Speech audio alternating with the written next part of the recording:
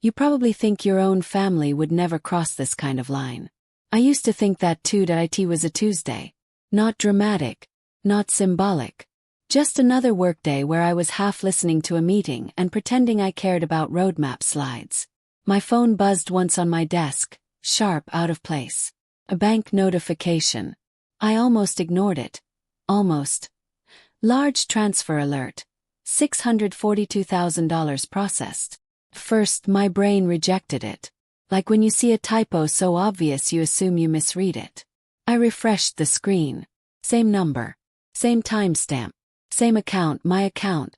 The one connected to the beach house. I frowned, glanced around the open plan office, and laughed quietly under my breath. System glitch, I whispered, already annoyed at the inconvenience. Banks mess up all the time. That's what they're supposed to do. Mess up, then fix it. But something made my stomach tighten that I clicked into the notification. Then into the attached documents. And that's when the room disappeared. The finalized sale. Closed. Recorded. The beach house, my beach house, sold that morning. Clean transfer. No delays. No holds. I scrolled fast, then slower. My eyes scanned for the one thing that had to be there. My signature. It wasn't. Not on the deed. Not on the authorization. Not anywhere. My hands went cold. I stopped hearing my coworkers. The keyboard under my fingers felt unreal, like I was touching someone else's desk in someone else's life. I opened the file again, convinced I'd missed something obvious. I hadn't. That house wasn't just property. It was a promise. I was 12 when my grandmother first told me. We were sitting on the back steps, salt wind tangling my hair. Her hands rough and warm around a chipped mug of tea. She pointed toward the water and said, "This will be yours someday. Your safety net. The one thing no one can ever take from you." She said it because she saw things early. Saw how I learned to shrink. How I learned to make myself easy. How my brother was always louder, needier, more deserving by default. "This is for you," she'd said again, squeezing my hand. "No matter what happens with your mother. No matter what anyone decides." I believed her. When she passed, the paperwork backed it up. My inheritance. Everyone agreed it was fair, because I never asked for much. Because I was understanding. Because I was always fine. Until I wasn't. I pulled up the sale details again, my heart pounding so hard it felt like my ribs might crack. Buyer, private investor. Quick close. No contingencies. Seller. My mother. The realization didn't land all at once. It came in pieces. Sharp, cruel pieces that cut deeper the longer I sat with them. She hadn't told me. She hadn't asked me. She hadn't even warned me. She had gone behind my back and sold the one thing explicitly left to me. My phone buzzed again. This time, it wasn't the bank. It was Instagrammed. Story notification from my brother. Against my better judgment, I tapped it. Sunset. Orange and pink bleeding into the ocean. Poolside bar. 2 cocktails clinking together. His voice laughing in the background. Text across the screen. Bali hits different when it's spontaneous palm tree tropical drink. The next story showed a private villa. Infinity pool. Someone zooming in on bare feet dangling over water like it was a postcard. That's when the truth finally snapped into place. The house hadn't been sold because of debt. Not because of emergencies. Not because of necessity. It had been sold to fund my brother's luxury vacation. My chest burned. I felt stupid for all the times I'd defended them. For every "it's complicated" I'd offered friends when they asked why I was still so entangled. For every holiday where I swallowed disappointment because family is family. This wasn't complicated. This was theft with a smile. I closed the stories and stared at my reflection in the dark screen. I looked exactly like I always had, the reliable one. Calm one. The daughter who understood sacrifices. The one they assumed would just accept it. Anger followed devastation like a switch flipping. Clean. Focused. Cold. Not screaming anger. Worse. The kind that asks questions. How long had they planned this? Who else knew? And why did they think I wouldn't fight back? I thought of every time my brother had been going through something. Every time money had mysteriously shifted. Every time I was told to wait, to be patient, to be the bigger person, this was the pattern. I just finally had proof. You probably think your own family would never cross this kind of line. That there's some invisible boundary even dysfunctional families won't step over. I thought that too.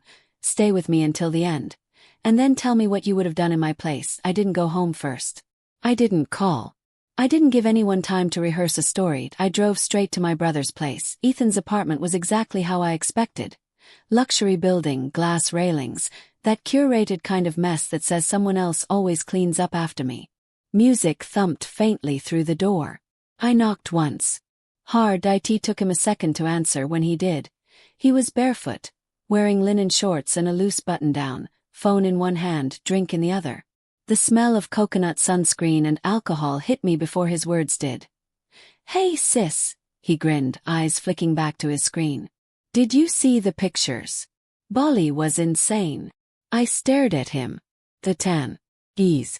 The total absence of guilt. "You're drinking at noon," I said flatly. He shrugged. "Jet lag. Time zones are fake." Then, like an afterthought, "Come in." I didn't move.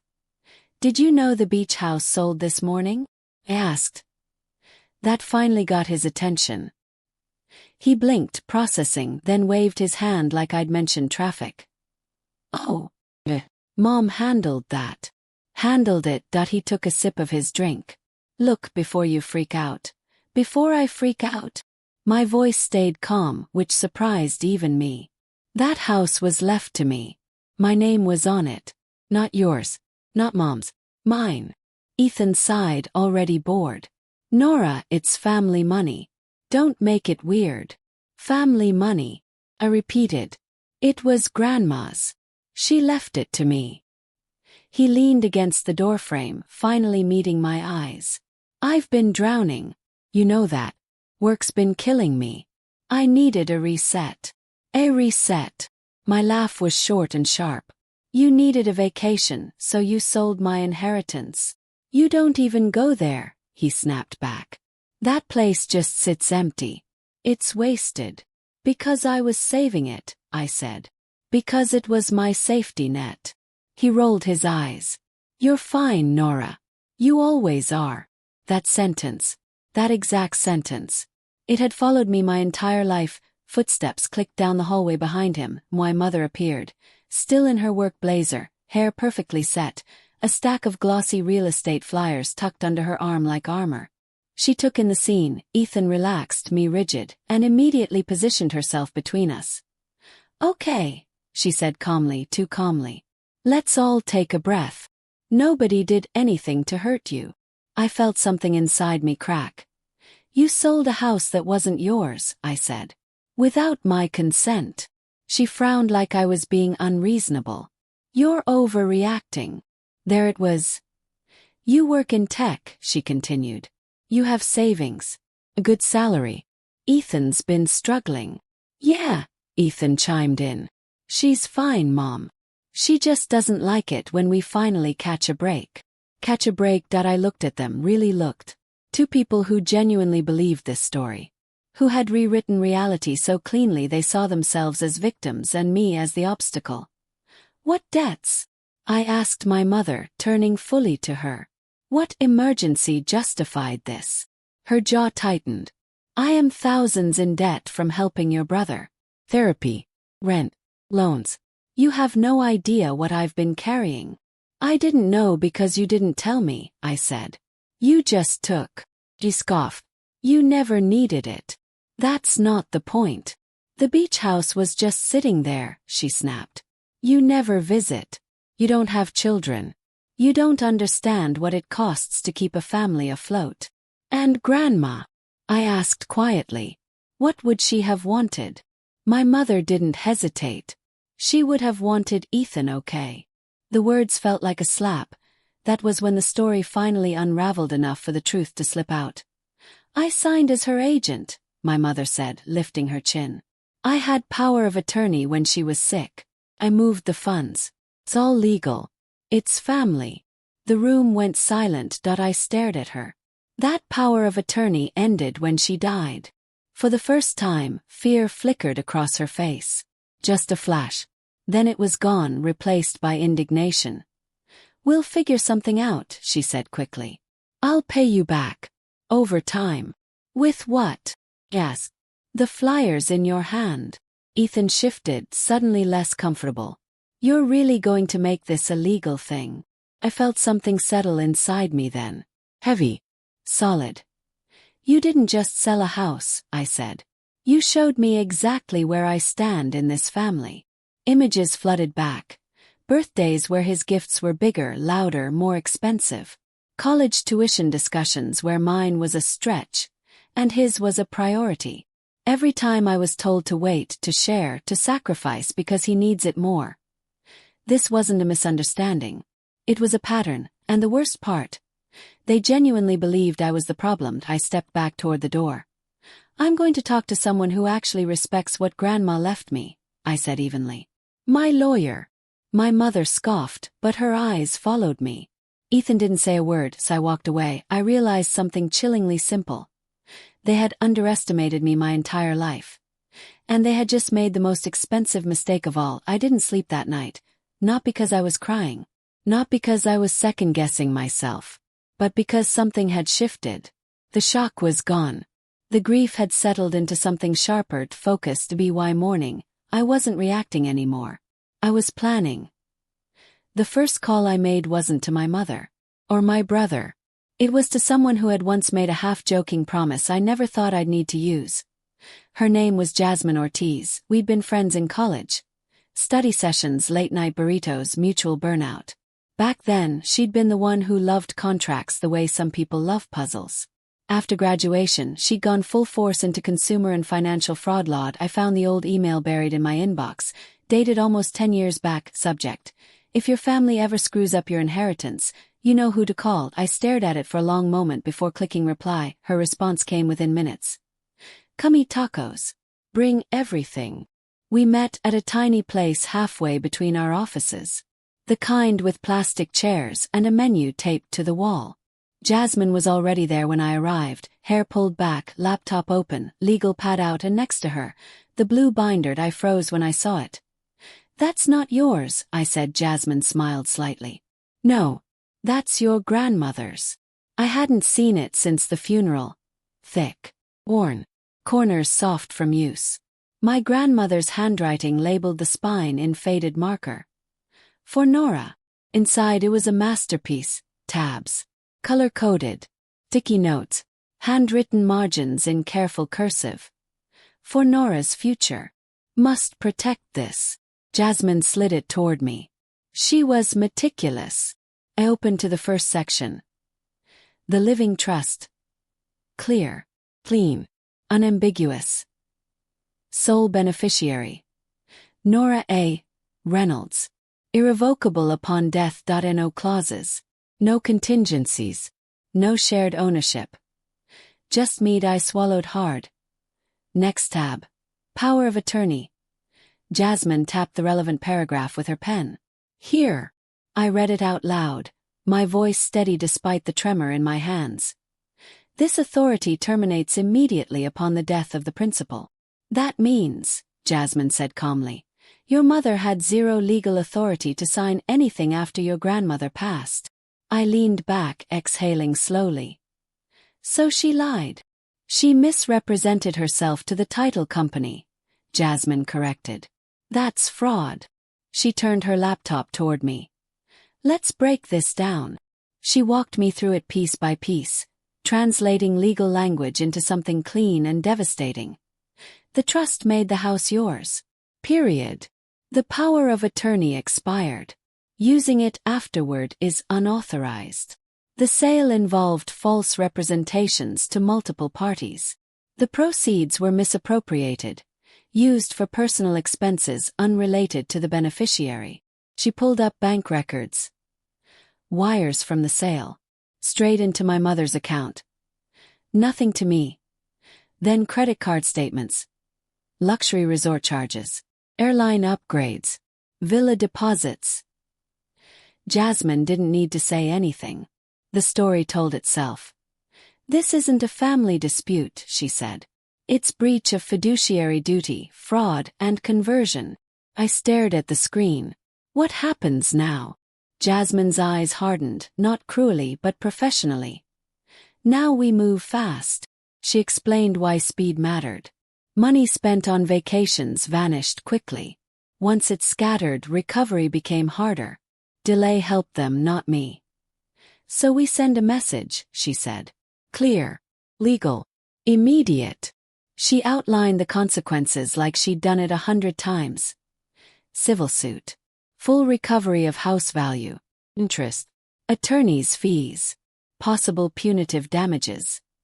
Worst case scenario for her? Jasmine added. Bankruptcy. The word hung between us that I swallowed. If I do this, I'm basically blowing up what's left of my family. Jasmine didn't hesitate. Nora, she already lit the match when she sold your house. You're just deciding whether you're going to stand there and let it burn you, or put the fire out. That was the moment the last illusion fell. I'd spent my life swallowing unfairness to keep the peace, but the peace was already gone. Send the letter, I said. Jasmine nodded once. The letter was 3 pages long, precise. Surgical IT laid out the trust terms. The dates. The unauthorized sale. The wire transfers. The misuse of funds. Screenshots of my brother's Bali posts were included. Not for drama, but proof of where the money went to the end, bolded. 48 hours to return full proceeds or face immediate legal action. I stared at the screen, finger hovering over send. Once I do this, I said quietly, you can't unring the bell. Jasmine met my eyes. Ring it. I clicked send. And just like that, I stopped being the victim of their choices, and became the author of what came next. The first call came less than an hour after the letter landed. I recognized my mother's number instantly. I let it ring twice before answering. Her voice was high and thin, stretched tight like a wire about to snap. So this is what you're doing now. Threatening to drag your own mother into court. I'm asking you to return what was taken, I said evenly. Within 48 hours. You're acting like I robbed a stranger, she shot back. It's family money. Your grandmother wanted that house to take care of us. The word us landed exactly where she intended. I'm behind on every bill, she continued, slipping smoothly into victimhood. Do you think I enjoy living like this? Do you think I wanted to sell it? You didn't tell me, I said. You didn't ask me. There was a pause. Then a sharp exhale. Well, it doesn't matter now, she snapped. Most of the money is gone anyway. Resorts and plane tickets don't refund everything, you know. There it was. The truth slipped out casually, like an inconvenience. Then she pulled out the real weapon. You are really going to do this to your own mother? Her voice cracked on cue. Take me to court. Ruin my credit. Drag our name through the mud. Carried you for 9 months. I gave up everything for you. I felt the old reflex kick in, the one that told me to apologize, to soften, to retreat. Instead, I breathed. You used that house like your personal ATM, I said. You didn't talk to me. You assumed I'd do what I always do. Swallow it because we're family. I'm not doing that anymore. She hung up on me. The text started almost immediately from Ethan. Seriously? You sent Mom some legal crap. You're losing it. I didn't respond. You know the money's gone, right? It was barely enough to cover stuff anyway. Barely enough. I needed that trip. That line sat there, glowing on my screen. When I scrolled back through his Bali photos later, they looked different. No longer aspirational. No longer enviable. They looked like evidence. Why the next morning, my mother tried a new tactic, negotiation. She called calmer this time. Measured. Reasonable. I can give you a few thousand next month, she said. We'll handle this like adults. In writing, I said. With a repayment plan. Collateral. Silence. You want to take my house now, she exploded. You want to take the roof over your brother's head? I want what was stolen returned, I replied. Then came the tears. Real sounding. Practiced. You're heartless, she sobbed. I can't believe I raised someone who would do this to me. After everything I sacrificed, this is how you repay me. Something inside me finally went still. You didn't raise me alone, I said quietly. Grandma did a lot of the heavy lifting. She's the one who left me something. And I'm finally acting like it matters. She didn't cry after that. She went quiet. The 48 hours expired without a cent returned. Instead, Jasmine called me. She hired a lawyer, she said. They dispute any wrongdoing. Claim the sale was within her authority. No offer. No repayment. No compromise.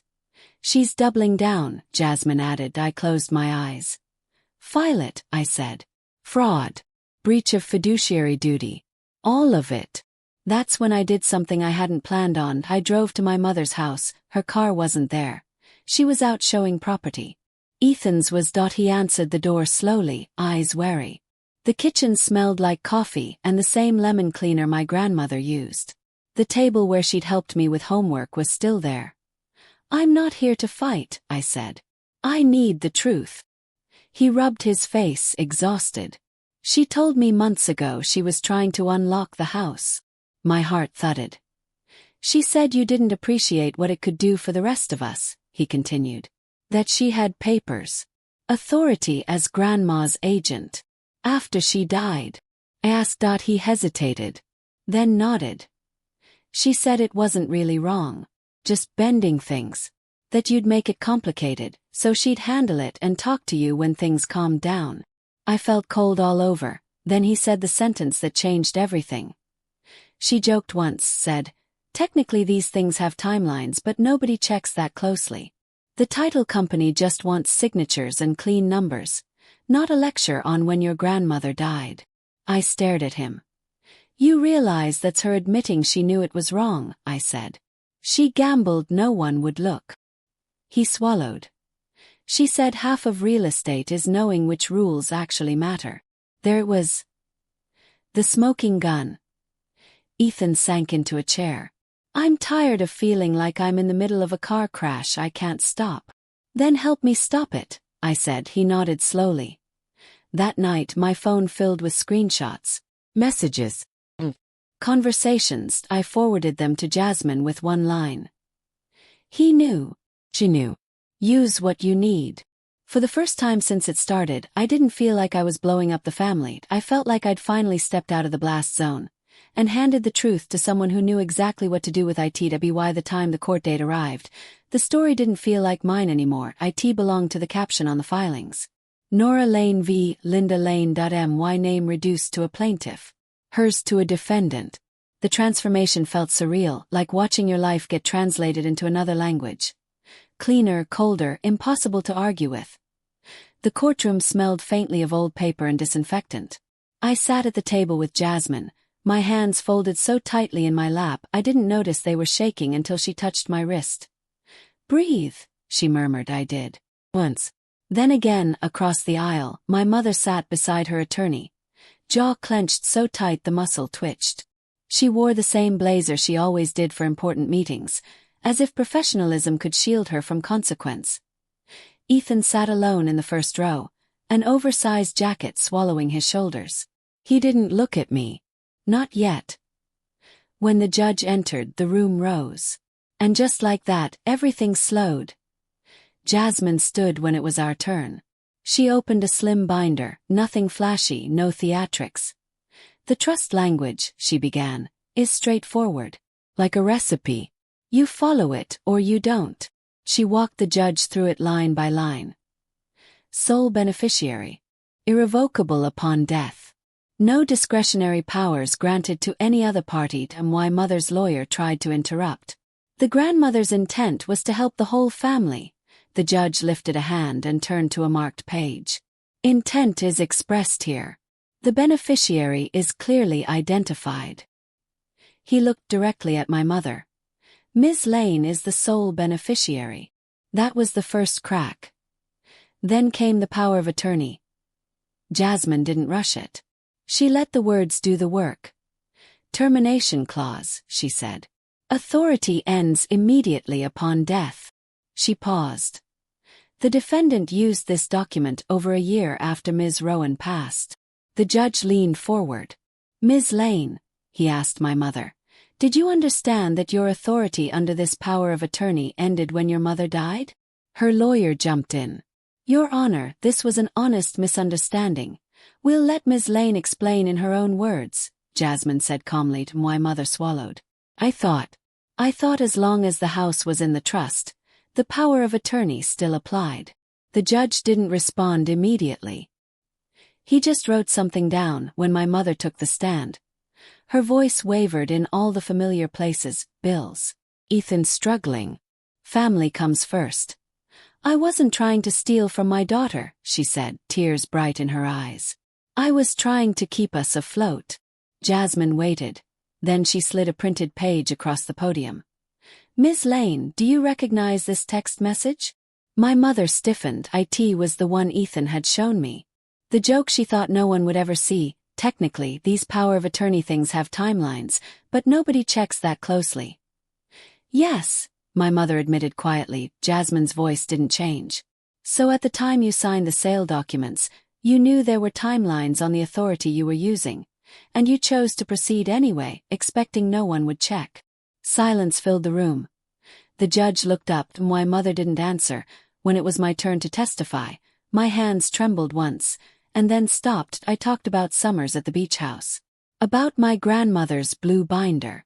About opening the bank email at work and realizing something sacred had been taken without my consent. I repeated my mother's words back to the court. You didn't need the house because you had a good job. Evidence followed. Screenshots, messages, admissions, and then Ethan stood. His voice shook, but he didn't look away. She joked about title companies not checking dates, he said. She said Nora would say no if she asked. The opposing attorney tried to paint him as clueless. Ethan shook his head. I might not know the law, but I knew if it was really no big deal, Mom would have told Nora up front. She didn't. When the judge ruled, his voice was steady. Breach of fiduciary duty. Misuse of expired authority.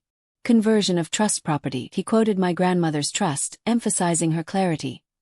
Accordingly, he concluded, this court orders that Ms. Linda Lane is liable to Ms. Nora Lane in the amount of the full fair market value of the seaside property at the time of sale, plus interest from the date of closing, plus reasonable attorney's fees and costs. My mother's hand flew to her mouth. The judge didn't soften it.